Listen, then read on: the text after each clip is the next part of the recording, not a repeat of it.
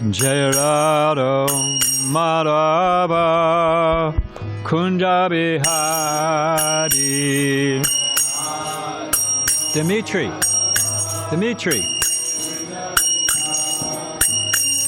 Jaya Radha Madhava Kunja Bihari. You know, there's a space between off and too loud. Okay. Turn it up a bit. Gopijana Balaba Girivanadari.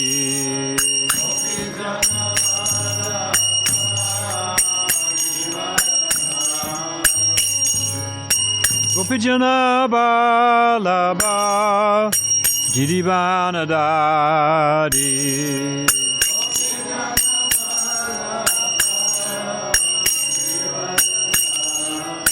Jasodanandana Brajajana Ranjana.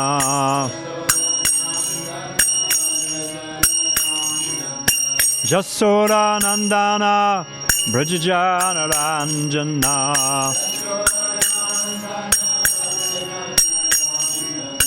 Jamunatira Vanatari.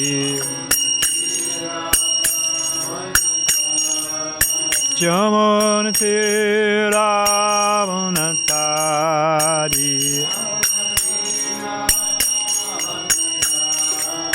Jaya Radha Madhava Kunda Bihari.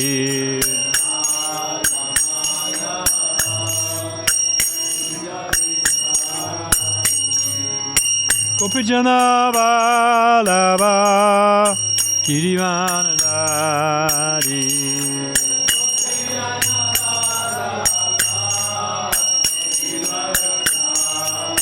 Jasodanandana Brajajana Ranjana.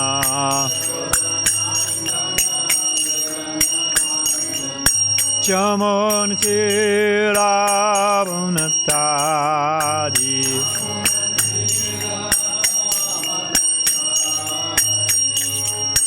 Hare Krishna, Krishna Krishna, Hare Hare, Hare Rama, Rama Rama, Hare Hare.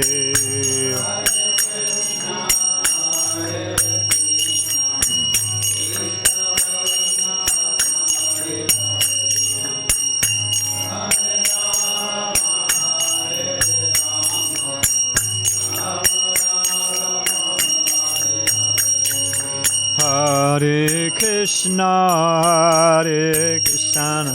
Krishna Krishna, Hare Hare, Hare Rama, Rama Rama, Hare Hare. Boom!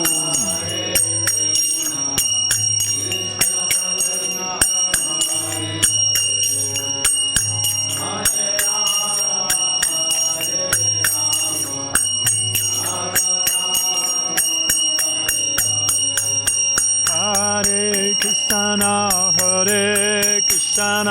Krishna Krishna, Hare Hare, Hare Rama, Rama Rama, Hare Hare, Hare Krishna, Krishna Krishna. Oh.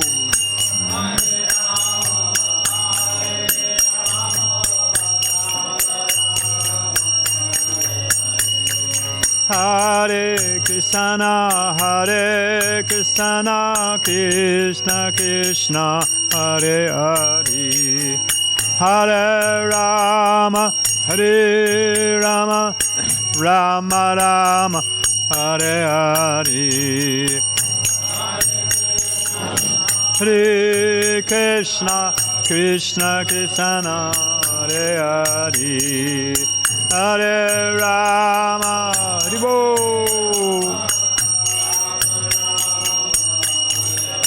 Jaya Radha Madhava Kunda Bihari.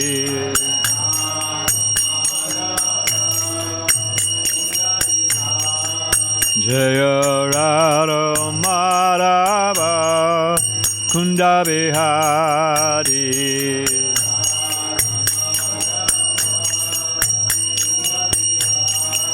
Jaya Radha Madhava Kunda Bihari. Radha Madhava Kunda Bihari.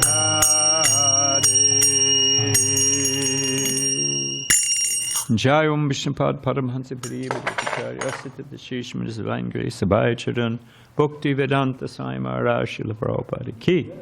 ISKCON Founder Acharya Jagaguru Srila Prabhupada Ki. Anantakura Vaishta Brinda Ki. Namachar Srila Haridas Thakur Ki. Prem Shri Guru Shri Krishna Chaitanya Prabhu Nityananda Shri Dvaita Gadadhar Shiva Sadi Gaur Bhakta Brinda. Shri Shri Radhakrishna Gopinath Shamakunda Radhakunda Giri Govardhan Ki. Vrindavan Dham Ki. Mathura Dham Ki. Dwarka Dham Ki. Navadi Dham Ki. Jagannath-puri Dham Ki. Jamuna Mai Ki. Ganga Mai Ki. Tulsi Maharani Ki. Bhakti Devi Ki. Samveda Bhakti Vinda Ki. Srila Prabhupada Ki. Siddhara Giridhari Ki. Shri Krishna Sankirtana Jaga Ki. Gopremanandi. All glories to the assembled devotees. All glories to the assembled devotees. All glories to the assembled devotees. All glories to the divine lotus feet of Sri Sri Guru and Gauranga. Om Namo Bhagavate Vasudevaya.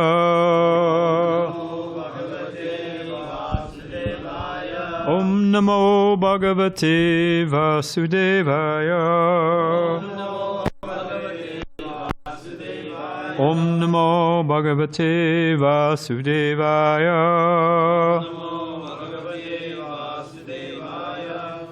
Krishna Swadamo Bhagate Dhammaganadi Bisaha Kalanasa Dashamesha Parano Kodadodata Narayana Namaskricha Naram Chaivam Narotama Devim Sarasatim Vyasam Tato Jaya Mudirayat. Oh, wait a minute. What chapter are we on? 20? Yeah, but that's not a number. 21. Okay, good. Well, I guess you were answering me. Krishna Sadamo. Did we say that? Did we say Narayana Namaskricha? Narayana Namaskricha Naram Chaivam Narotama Devim Sarasatim Vyasam Tato Jayam Udirayat. The Bhagavatam, as Vrinda's son, is that arisen just after the departure of Lord Krishna to his own abode, accompanied with knowledge, religion, etc. Persons who have lost their vision to the dense darkness of the age of Kali shall get light out of this Purana. So we are starting a new chapter, still describing the structure of the universe and what's really happening out there. So I thought I want to read this first verse. The chapter summary you can read on your own because it's describing what's in it. It just describes the different planets, not just, but it importantly describes it. But you can just, the same thing we're going to read in text form in the chapter is also in the summary. So you can check that out. And because of Javrida's, I was saying we can get him a chalkboard, like those yogis that you see at the Himalayas. You know, they'll think he's a great yogi. Of course, he's the best of yogis. But I'll give it a shot. So we're doing the first verse. There's no purport, but anyway, you'll see. Shri Sukha Uvacha Hitavan Eva Bhuvalasaya Stanivesha Paramana Lakshanato Vyakhyata. Shri Sukha Uvacha. Should I do the word for word, Dravida? Okay. Translation, because it's text, not whatever. Shukadeva Goswami said, "My dear king, I have thus described the diameter of the universe, 50 crores of a yojana, or 4 billion miles. and its general characteristics according to the estimation of the learned scholars. All say, you say. Shukadeva Goswami said, "My dear king, I have thus far described the diameter of the universe, 50 crores of yojanas, or 4 billion miles, and its general characteristics according to the estimation of learned scholars." Om Gyanatamrandasya Gyanagana Salakaya Jakshushan Militangena Tasmane Shri Gurave Namaha. So, yeah, because we're starting a new chapter, I wanted to say a little something. It's a big, Prabhupada calls it one purport, hubble bubble. Or there's a big churning of people's conversation that they have this new, it's the James Webb telescope. It's $10 billion. Had an original estimate of $1 billion. And by the time, and it's 10 years late and cost them 10 times as much money, $10 billion. And we'll describe it in a minute, and it's sending back amazing photos. One of the quotes said, this is from a guy at Caltech, because I was looking into it last night. If what we see is true, of course that's the first question. One man kept saying to Prabhupada, well, as far as I know. Well, as far as I know. Well, as far as I know. After about the third or fourth time, Prabhupada cut him off. This is in Detroit. Cut him off, and Prabhupada said, that's my point. How far do you know? So this is, well, if these pictures are true, one guy said, how did he word it? He said, well, then we're going to have to recalibrate many of our theories. What does that actually mean? What they're actually saying in subtext is, whoa, we got that one wrong. We don't know what, we'll have to scratch that. And then the reporter, a BBC guy, called him on it and said, well, does that mean that you were wrong in the past? He said, no, this is the way the wealth of human knowledge expands. That we're, new parameters, new horizons, we're growing, they can never say, well, actually, we don't know what the hell's going on and we blew that one. That they won't say. But we wanted to talk about ascending and descending knowledge, because what we're going to get in this chapter is a detailed description, far better than anything. Just for fun, I printed out some of these photos, and they're quite impressive, if I don't say so myself. Okay, so these are from the Hubble's old news now. From the James Webb telescope. Pass these around, and you'll see. And just for fun, now this is just one of the blips that they're seeing on this picture. This is the Milky Way, and this is, I've got the number here. It's 100,000 light years across, and this is not the scale, this size of the Earth, but it shows you basically where they say the Earth is. And it's 100 billion light years, and a light year is 5.88 trillion years.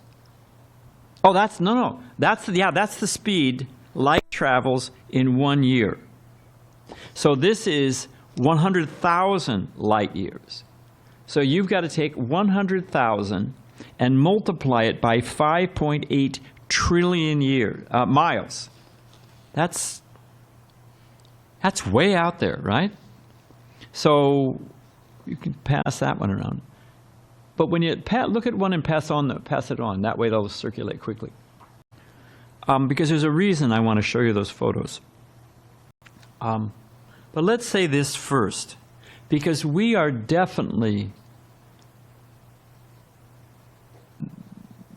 they're telling us fantastic stories. We'll get into that in a second. But we also have completely fantastic stories. So it's not a question, oh, well, we've got it all nailed down, and we're on the solid ground of facts, and you've got these fantastic myths that left over from when people were Cro-Magnon men and trying to figure out fire, you know. So, okay, fine, you've got your stories. But that's not it at all. It's a level playing field. They've got fantastic stories that ask you to axiomatically, from the beginning, you've got to accept some very far-out things, like a singularity. That all matter, all energy, and all the laws that govern it came out of a single point simultaneously in an instant. Poof! Everything was there in perfect place, perfect balance, and the laws. I mean, that's a pretty fantastic story. Now, we've got Mahavishnu, and, you know, we're going to talk a little about Sankhya Yoga. We've got all that there. So it's not a question of who's in the fantasy world. They're both fantastic stories. Now, we the real measure is which fantastic story makes the most sense. So that's the real measure. But what I wanted to say is that, start off with,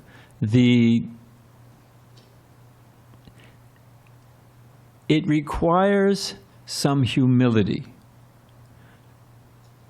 The principle of the age of Renaissance is that, you know, man is the measure of all things. Ultimately, everything can be broken down into pieces and laws, and, you know, I got my periodical chart here, and it tells me what everything is, and I add it all together, and I can mix it up. I can make strawberry flavor, I can make chocolate flavor, and I can just mix everything I want, and ultimately I can control things. You know, I'll just readjust it. Because ultimately, we are superior, looking down and manipulating and controlling as we unlock the secrets of the universe. Well, that's the picture they paint. But the fact of the matter is, that's why I say it requires a little humility, it's profound arrogance, which was one of the very protum and otum, or the very fiber and essence of the age of Kali, is arrogance. Everybody's got their own opinion. Everyone will fight. You know Prabhupada's story about the two men are traveling together, and they want to get some water from a river, and one man says, they got a bucket. They tie a rope to it. They're going to throw it in, and the guy says, use my knife. I got a Swiss Army knife here, man. Use that. Because no. I got a pair of German scissors, and they're getting a big argument. Scissors, knife, scissors, knife, scissors, knife. Finally, the scissors advocate's a big guy. The knife advocate's a little guy. So the big and bulking scissors advocate says, you don't agree with me. You keep talking about this knife business. I'm going to drown you in that river. So the guy goes, just steal a knife. So the big guy grabs him. He's holding the scissors advocate under the water. And this scissors advocate, to his last breath, puts his hand above the water and goes like this. He's still arguing for scissors, you know. So that's the arrogance. It's just that it's inherent in the fallen souls, and it's compounded in the age of Kali. But it's not illogical if you think about it. Just like Tapas, he was helping me with my computer yesterday morning. And he just click, click, click. Whew. There was a whole world I'd never seen before in my little box, my computer. And he just click this, click that, turn this, whole problem solved. And I was, little Swamiji was, where did that come from? So, but if you know the science, the whole thing opens up. If you've got security pass, people have the CIA codes to, who killed Kennedy or whatever. They got it in there in their little box. And if you got the access code, sure. Otherwise, you got your little kid doing his, arithmetic, and somebody else is watching Barney or, whatever they're doing on their computer. So there's access levels according to qualification. Same thing's there in the universe. If you know how to do it, if you have the qualification, the yogis, they travel on the rays of the sun? They can go to the sun planet? I mean, I don't want to spend too much time on it. There's so many examples. The real yogis, you don't even see at Kumbh Mela. They just come down, travel in the water, and go all the way back. You don't even see them. So there's access levels. In another way of speaking about it, there's different, if you're in prison, there's different types of prisons. There's Club Fed, where you can, you play golf, and there's tennis courts, and, And then there's was that maximum security? I forget that one that you're locked up 23 hours a day? Supermax. Solitary confinement. Yeah. They just, they don't let you sneeze. Because those people are so, you give them an inch and they're stabbing somebody. So in the same way with us, just like a very sinful living entity is put in a tree body. You can't cause any trouble. It's Krishna's genius. We're off the track, but it's Krishna's genius. Such a sinful living entity, you just have to lock it down. But still, Krishna's arranged it. It's making fruit, it's making shade, it's making, even though it's a sin, whatever, you got the idea. Krishna's design is so expert that it fulfills the punishment and restriction so you don't cause more trouble, and yet in that position, you're still doing good for the world. It's very amazing, Krishna's mind. But the point I'm trying to make is that we are restricted. We are locked down on this. Did I pass the thing around that was the Milky Way and where we are? Yeah, we are locked down in a tiny remote corner. It's an insignificant speck in a remote corner of creation where we can't do too much trouble. We're just locked down there, It's just like somebody said maximum security prison. So as there's levels in the prison, as there's levels in a computer, why in the world shouldn't there be different levels in the universe and opens up according to your qualification? Makes complete sense. So when the Bhagavatam, it's describing, like if I'm looking up a hill, I can just see the couple bushes and a few rocks, isn't it? Because that's my perspective. If I'm at the top of the hill looking down, I can see the whole vista. I can say, hey, no, go left, go right. Watch out, there's a rattlesnake there, there's cactus there. I can see the whole thing and give you directions according to perspective. Well, where's the time? So it is not sentiment, it is not blind faith. It is profound logic. Well, here's what I was thinking. And they'll say, yeah, because I don't want to forget this part. Oh, just as a sidelight on these pictures, beautiful pictures, what they don't tell you, but when you investigate the thing, those are enhanced. That's all that color, that doesn't exist.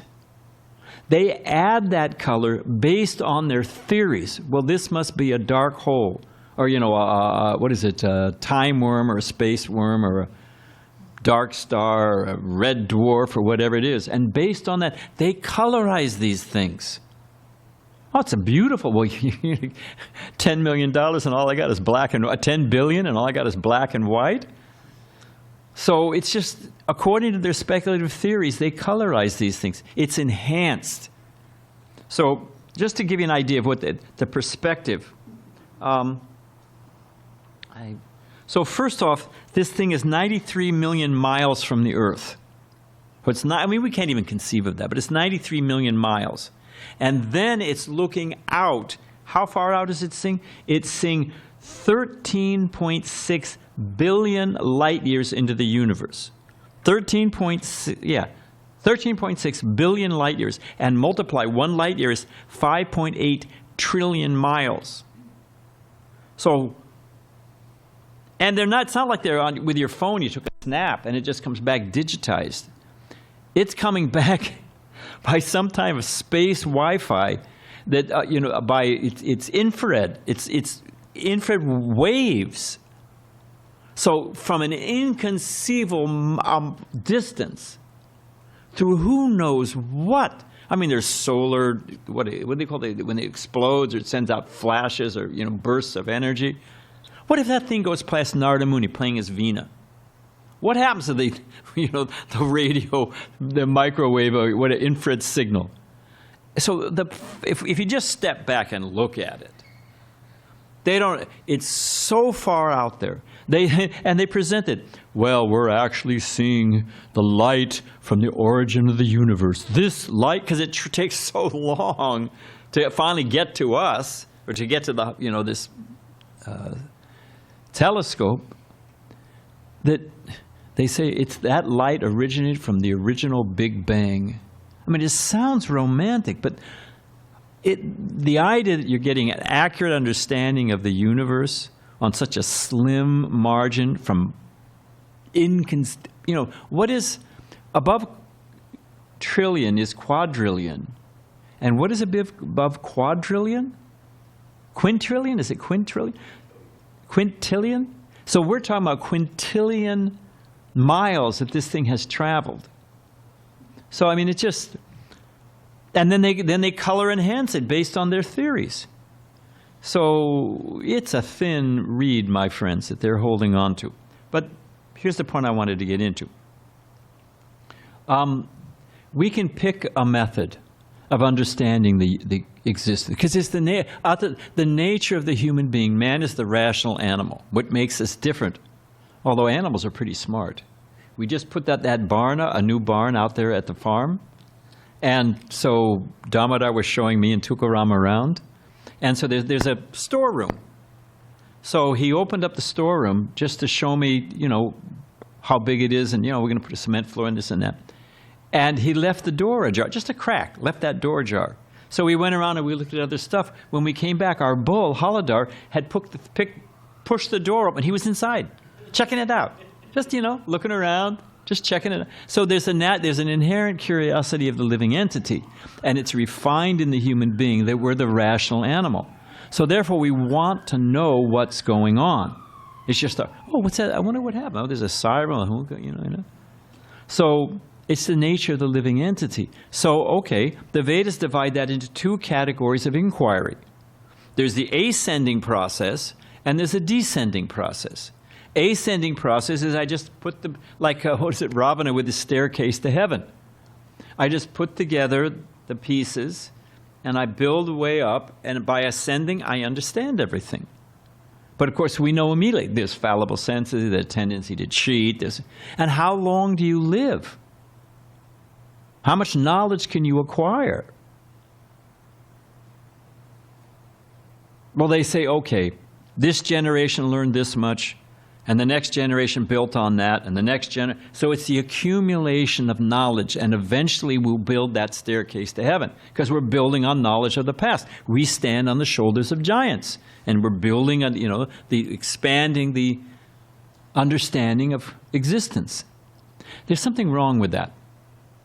Now, and I gave this example, I'm going to give it again. If I'm at the Olympic record for pole vaulting, I can't remember what it was. Somebody can Google it, but it wasn't much. It was like 14 feet, 18 feet. You run along and boing, you go over the bar, right? Come back as a grasshopper in your next life. So it's up to like 21 feet now or something like that. They got Acme race shoes, and they've got fiberglass poles. They got all kinds of training and ways of getting over the bar. So we could say that every year they're increasing, they're expanding, they're getting better, isn't it? In the same way, this is their premise, in the same way our knowledge is increasing. We're building on it, we're expanding. And eventually, look, we've made so much progress. People used to keel over dead. Now they got pacemakers. We're making progress. Okay, fine, I'll give you that. But just as that pole vault increase, incrementally, they're from 18 to, I don't know what they are. 21, is it 21 feet? They must have started lower than 14 to 21, okay? Now, does anyone in this room think, given enough time, they're going to be able to pole vault to the moon? Anybody think that? Unless you Acme jet shoes, I don't know. You can think it. But the point is, there are limits built in to existence. So, ascending or descending. Let's see here. I just wanted to point this out. Okay, that I already said. How much it cost. 1 billion was the estimate, 10 billion. So by this process of our own senses and our own stacking matter together and generational growth of knowledge, that's the ascending process. Now, I'm going to use it again. Suppose Amoga, in revenge for all my harassment, of course he's actually a kind person, he poured glue on this seat. And I sat down, and I'm stuck. Now, I want to shake hands with my good friend Vaikuntha. It's a visual, don't move yet. If I'm trying to... No. Can I reach Vaikuntha on my own efforts? I am limited. So, can I shake hands with Vaikuntha or not? Oh, we have some no votes. Do we have a yes vote? Yeah, if he takes the initiative. This is descending knowledge. If he takes the initiative, then it becomes a very easy thing. If the infinite reaches out to the finite, no problem. But the finite is by definition finite. So the idea that by our fallible senses and tendency to cheat, tendency to be illusion, stack it all up. I've forgotten one of them, but tendency to forget. There it is, you know. I'm going to, you know. So this verse, that's the point I wanted to make. This verse starts with, what is the translation? Hold on a sec here. Hope I still got it. Yeah, Sukadeva Swami, he's describing the whole thing, and he says, according to the estimation of learned scholars. Because here's the thing. Okay, so who was telling me? There's a professor from UCSD who used to come here. He moved away. And his field was education, PhD in education. And his study was how we learn.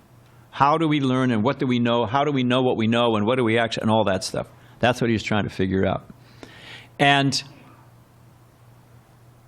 he told me, and it was more than 90%, which, you know, that's pretty much. It was like 95% of what we know in our head, our concepts are what we know, what we think we know, you know, our view of the world, everything. If you take what's in our head,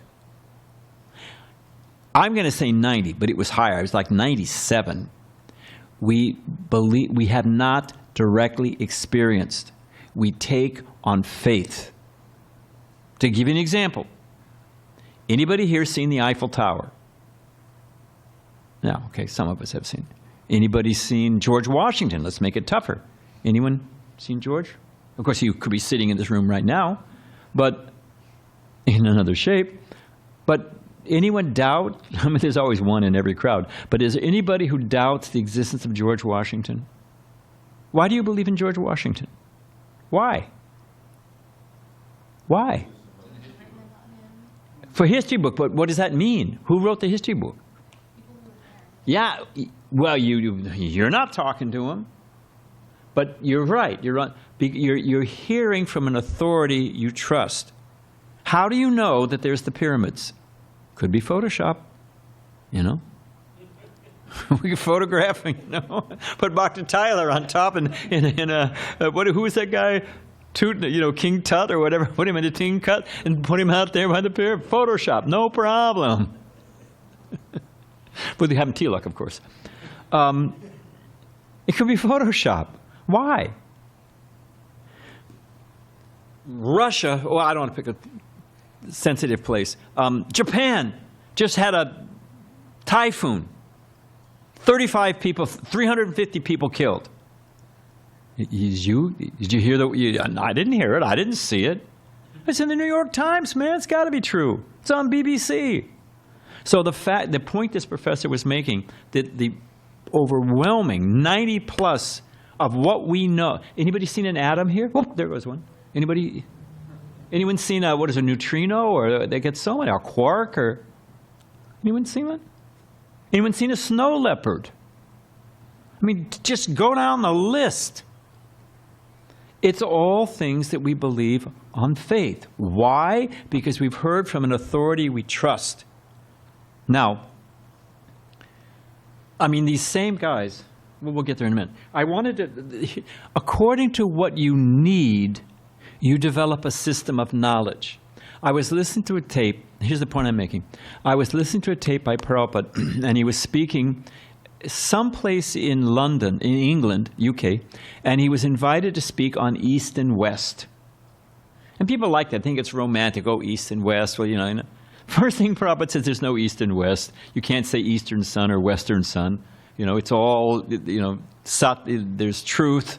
The mathematics, 1 + 1 is, they're not Chinese mathematics and Russian mathematics, and So first off, it's a false presentation to see the world as east or west. We're all human beings. We're all on the earth. There's time, there's material nature, there's a living entity, there's the 5 things in Bhagavad Gita. Those are universal. So Prabhupada nails him with that first. Then Prabhupada says, but if there is a difference, he said the difference is that you can ask any simple person in India. Now Prabhupada's speaking 1973, 74, maybe 75. He said, but you ask someone in the West, who are you? He'll say, I'm Mr. John, I'm Chinese, I'm American, I'm black, I'm white. He'll give you a designation based on his body and his body byproducts. You ask anyone in India who you are, and they'll say, I'm spirit soul, I'm eternal, why you're suffering? Well, I'm suffering from a past misdeed. They believe in karma. So Prabhupada lays it out that if there's a difference, it's in an understanding of the way you see the world, that I'm spirit soul, I'm eternal, I'm strapped on this wheel of samsara, my karmic, what I do now, I'm going to have to pay for in the future, buy now, pay later. So they see the world in that way. So according to how you see the world, you measure it. So you can say, they measure, they don't get into all the details. The Vedic sages, if they're so smart, where are the periodic charts? Or, where's the... But there's just the Mahabhuta. There's earth, fire, water, air, and ether.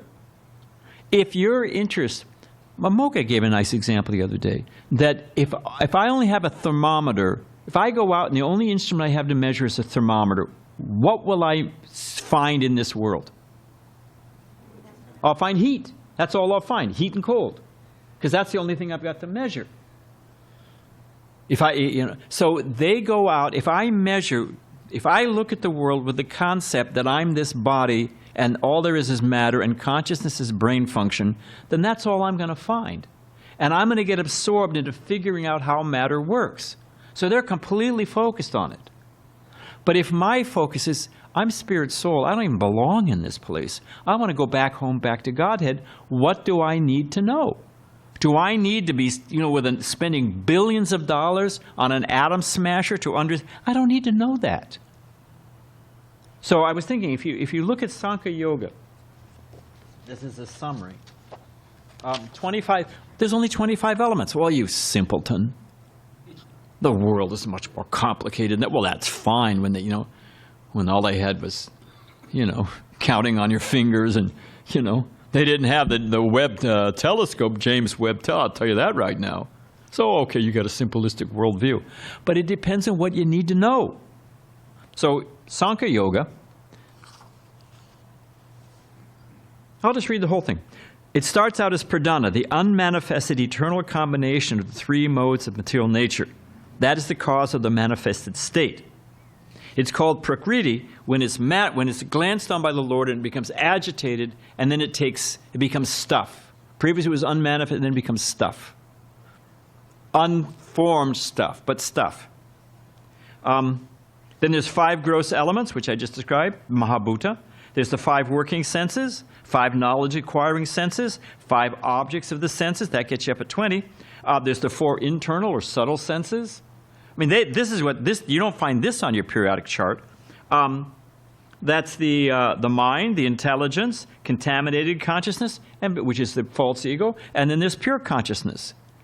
So they've already left the materialists far behind. Now we're breaking down the world of consciousness, different states of consciousness, how it's working, and then the 25th element is time. Time is you got the whole thing in a stew and then you're stirring it. You're mixing it all up. So brewing the whole thing is time, path. That's all you really need to know in this material world. You're already on a profoundly deeper, more practical, more useful in the grand scheme of things way of looking at the world than this, spending $10 billion and who knows what you're getting back, and all speculative theories. And where does it get you at the end of the day? Where does it get you? Because, and I'm sorry for him, although on one hand I'm not, because it's good, he's moving on. But there was a professor at UCSD. Notice I'm using past tense. His field was life extension theory. And he was 55 years old and had the heart rate of someone who was 35. He looked great. He exercised, took all the vitamins and oxygen infusions and yeah. So he was out jogging. It's a true story. He was out jogging one day. You know that University Drive or whatever it's called right there along the bluffs, Torrey Pine? He was out there jogging, thinking, I'm going to live forever. Certainly longer than you. So he's out there jogging, right? And he got distracted by the women's volleyball team. It's a true story. Women's volleyball team out there practicing. A bunch of young girls cavorting around. Wow. Hit by a bus. Literally hit by a bus. Bye-bye. So much for life extension. So where is having a speculative picture at what's happening quintillion miles away, a speculative theory of a little, and what they're looking at is just like specks of the universe. I mean, it's just like a spot. So I have a false, enhanced, colorized picture of a spot, and who knows, quintillion miles away, and I have no idea who I am. I have no idea where I'm going. I have no idea, why I'm feeling pressure and anxiety, the real problems in life. Okay, so I was going to launch into something else. But let's get to the ultimate thing I wanted to say. Just don't...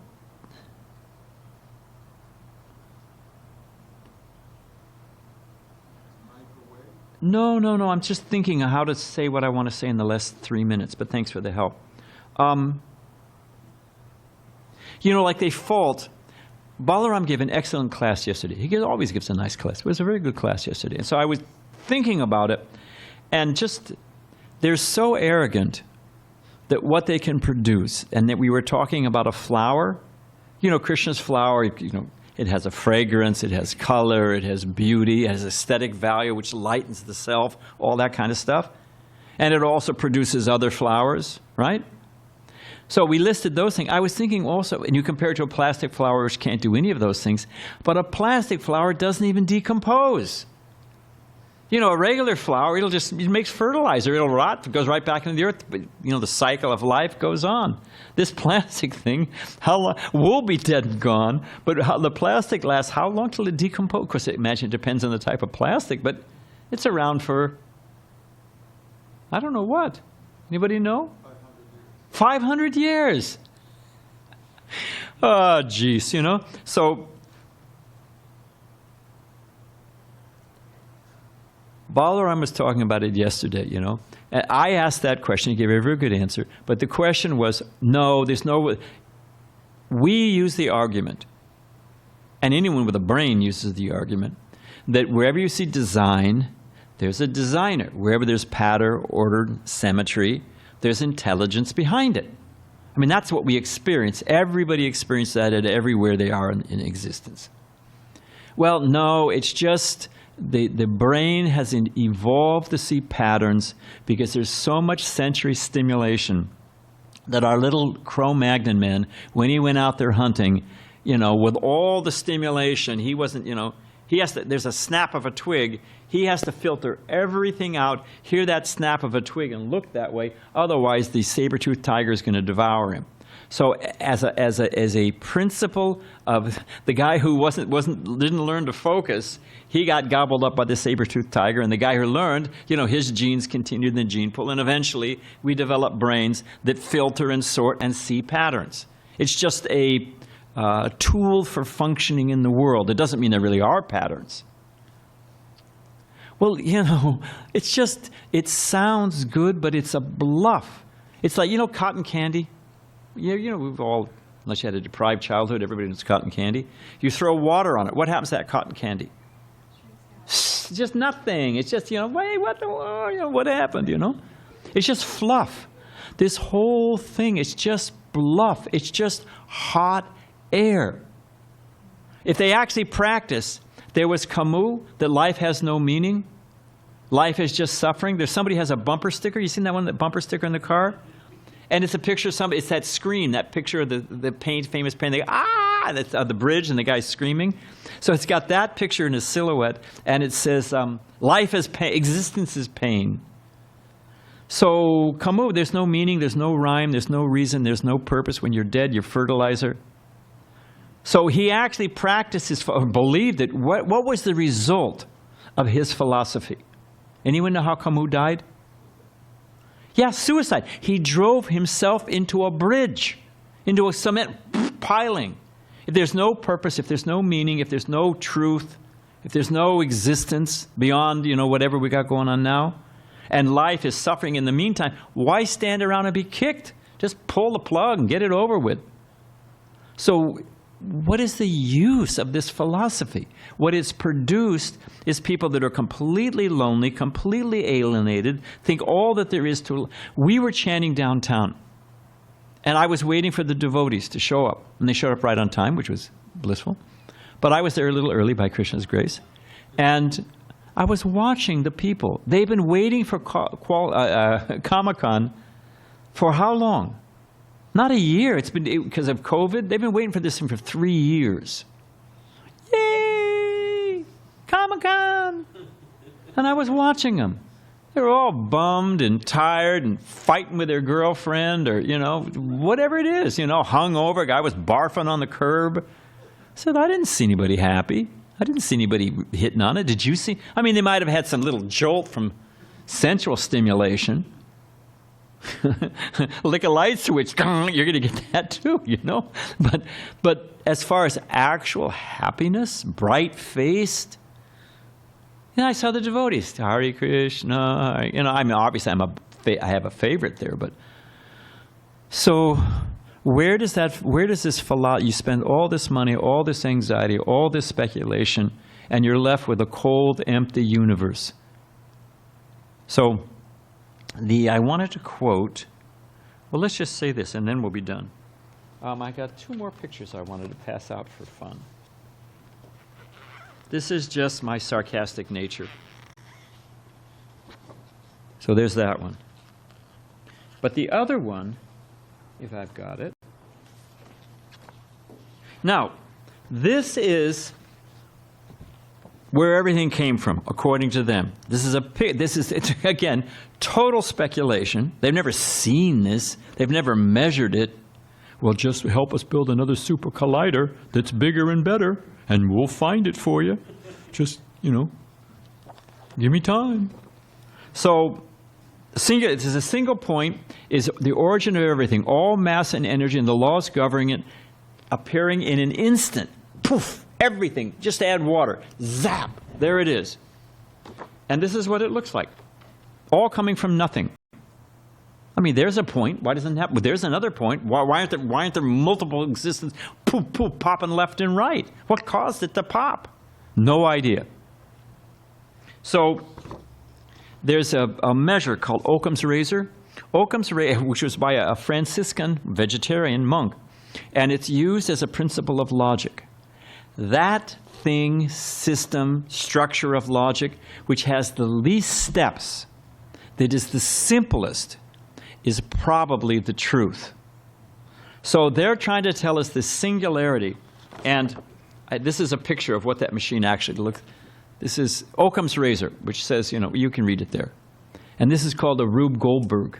This is what they're trying to get us to swallow as the cause of all things, as opposed to a designer and Krishna. So then the last thing I'm going to say, and we will be done,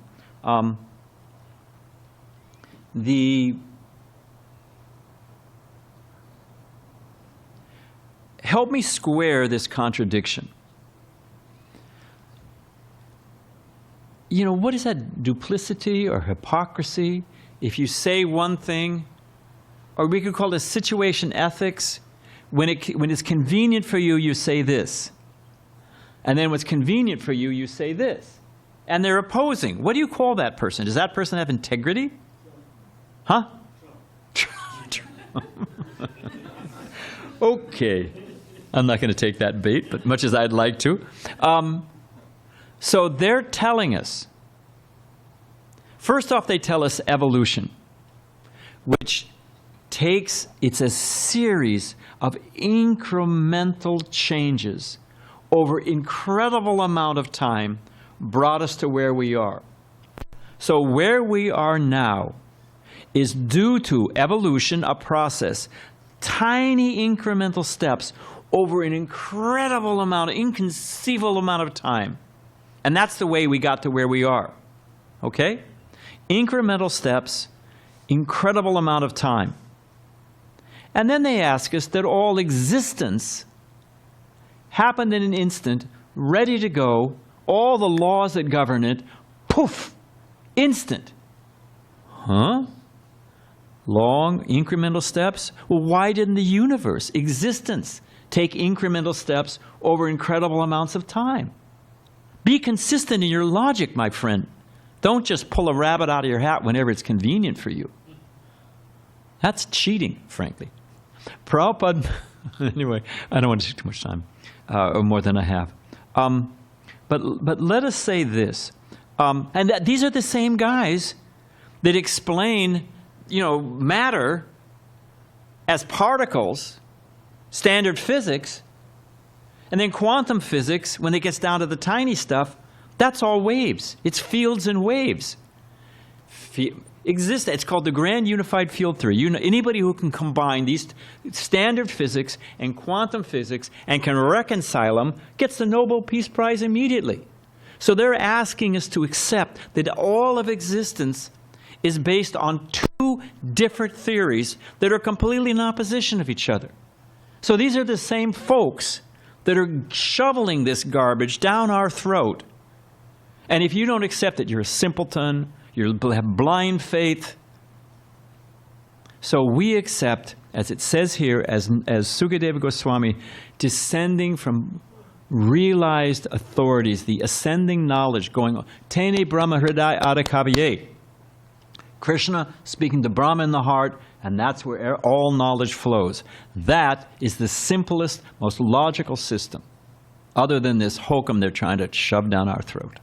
And on that happy note, we can end. All glories to Prabhupada. Thank you, Prabhu. Sorry, Krishna. We're over, so we'll end there.